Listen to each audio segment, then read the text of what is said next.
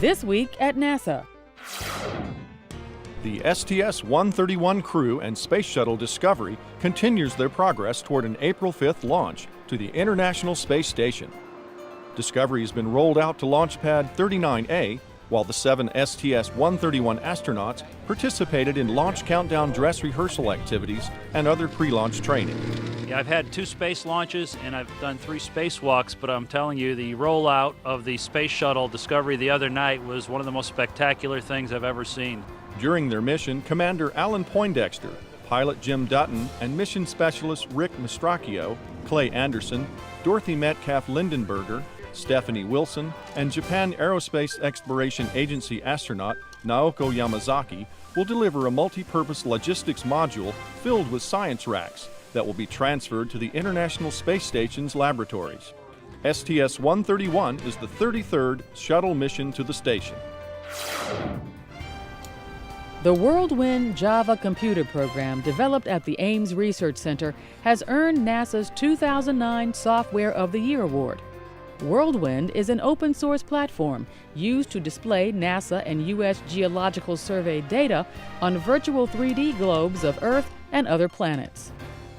The user-friendly program uses button or mouse controls to rotate, pan, and zoom through models to engage the public to learn more about our planet and NASA technology. The displayed information comes from satellites, aerial photography, and topographic and geographic data. Software engineers also envision the program helping to better enable government, commercial enterprises, and individual developers to build the applications they need for research and business. Members of the software development team received medals during a special ceremony at the NASA Project Management Challenge Conference in Galveston, Texas. NASA is replacing an aging fleet of 230-foot wide antennas used in the Deep Space Network with new beam waveguide antennas that enable the network to operate on several different frequency bands within the same antenna. The replacement antennas are approximately half the size of the originals. The NASA Deep Space Network, or DSN, is an international network of antennas that supports interplanetary spacecraft missions and radio and radar astronomy observations for the exploration of the solar system and the universe. The network also supports selected Earth-orbiting missions.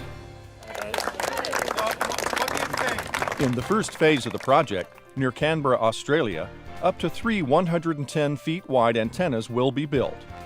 That work should be completed by 2018. The DSN currently consists of 3 deep space communications facilities placed approximately 120 degrees apart around the world. At Goldstone in California's Mojave Desert, near Madrid, Spain, and near Canberra, Australia. This strategic placement permits constant observation of spacecraft as the Earth rotates and helps to make the DSN the largest and most sensitive scientific telecommunication system in the world. The antennas are more than 40 years old and show wear and tear from constant use. The decision to begin construction came on the 50th anniversary of U.S. and Australian cooperation in space tracking operations.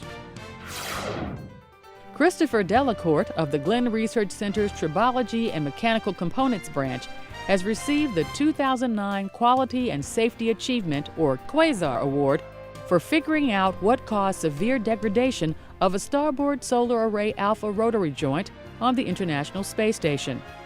The repair alleviated the need to launch a massive replacement rotary joint to space station and enabled full operation of the solar array supplying primary power to space station modules and experiments. The Quasar recognizes individual government and contractor employees who have shown exemplary performance in contributing to the quality and/or safety of products, services, processes, or management programs and activities. Delacourt's knowledge, skill, and dedication played a major role in overcoming a malfunction that would have limited the capability aboard the complex. His efforts have been referred to as the largest lube job in space. Teachers became students while participating in the 2nd annual NASA Science, Technology, Engineering and Mathematics, STEM, Educators Workshops held this year in Charlotte, North Carolina. The 40-session workshop provided elementary, middle, and high school teachers with creative hands-on ways to incorporate NASA content into their classrooms. The workshops are specifically designed to give teachers tangible resources for immediate use in classrooms. The three-day event culminated with a guest appearance from astronaut Leland Melvin, who spoke to an audience of hundreds of middle school students at the NASA-sponsored Central Intercollegiate Athletic Association Education Day. It's all about you today because you are the future. Yeah, steps himself in. The CIAA is an athletic conference made up of 11 historically African-American institutions of higher education and is the nation's oldest black athletic conference. Melvin, the son of teachers, is the co-manager of NASA's Educator Astronaut program.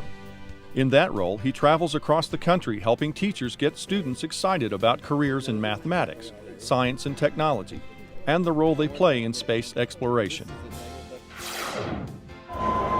The NASA-supported For Inspiration and Recognition of Science and Technology robotics program began its 19th year with regional competitions like this one held in Washington, D.C. First is a nationwide competition that teams young people with professionals to solve engineering design problems in a competitive way. You can always learn from things, so a better way to, complete the task at hand. Each year, First Robotics creates a new contest that gives kids the chance to build a robot using skill sets they may later use to become scientists, engineers, or inventors. I expect to learn things that I didn't know before and use it to apply to a career that I want to choose, which is engineering. This year's competition is called Breakaway, where student teams will compete on a 27 by 54-foot field with bumps, attempting to earn points by collecting soccer balls and goals.